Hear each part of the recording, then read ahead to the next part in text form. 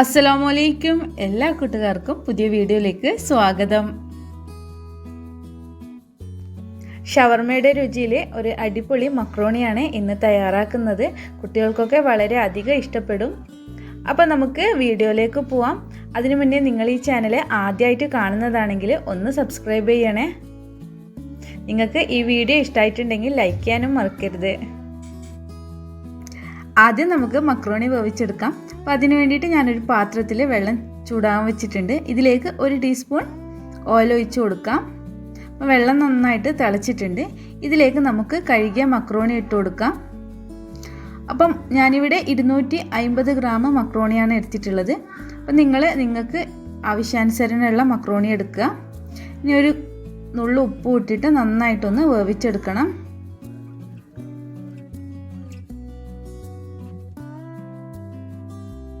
Macaroni നന്നായിട്ട് വെന്തിട്ടുണ്ട്. ഇനി ഇതൊരു അരിപ്പയിലേക്ക് മാറ്റി കൊടുക്കാം. ഇതിലെ വെള്ളമൊക്കെ വാർന്ന് കിട്ടാൻ വേണ്ടിയിട്ടാണ്.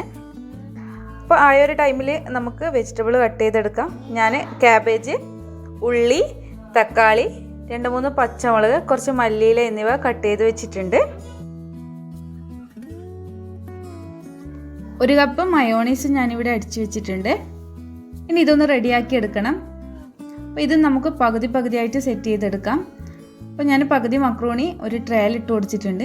ഇതിലേക്ക് നമ്മൾ കട്ട് ചെയ്ത് വെച്ചിരിക്കുന്ന കാബേജും ഉള്ളിയും മല്ലിയിലയും പച്ചമുളകും തക്കാളിയൊക്കെ ഇതിൻ്റെ മുകളിൽ ഇട്ട് കൊടുക്കാം.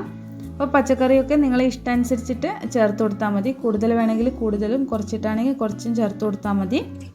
ഇനി ഇതിലേക്ക് ഒരു 3-4 ടീസ്പൂൺ മയോണൈസ് കൂടി ചേർത്ത് കൊടുക്കാം.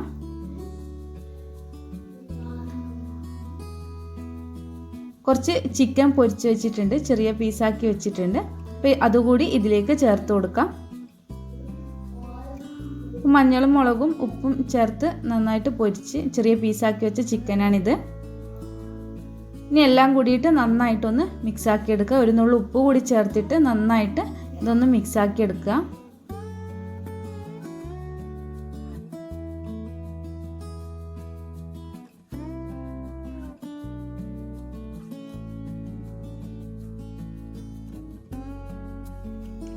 അപ്പം നമ്മുടെ ഷവർമ രുചിയിലുള്ള മക്രോണി ഇവിടെ റെഡിയായി. നമ്മൾ ഷവർമയൊക്കെ കഴിക്കുന്നത് പോലെ കുബൂസിൻ്റെ ഉള്ളിൽ റോൾ ചെയ്തെടുത്തിട്ടും നമുക്കിത് ഉപയോഗിക്കാം. അപ്പോൾ അല്ലാതെ ഇതുപോലെ കഴിക്കാം. അപ്പോൾ നല്ല ടേസ്റ്റാണ്. കുട്ടികൾക്കൊക്കെ എന്തായാലും ഇഷ്ടപ്പെടും. വളരെ എളുപ്പത്തിൽ നമുക്ക് തയ്യാറാക്കാൻ പറ്റുന്ന ഒരു മക്രോണി റെസിപ്പിയാണിത്. എല്ലാവരും ട്രൈ ചെയ്ത് നോക്കുക. എന്നിട്ട് കമൻറ്റ്സ് അറിയിക്കുക. ഇൻഷാ അല്ലാഹ് മറ്റൊരു റെസിപ്പിയുമായി വീണ്ടും കാണാം. അസ്സലാമു അലൈക്കും.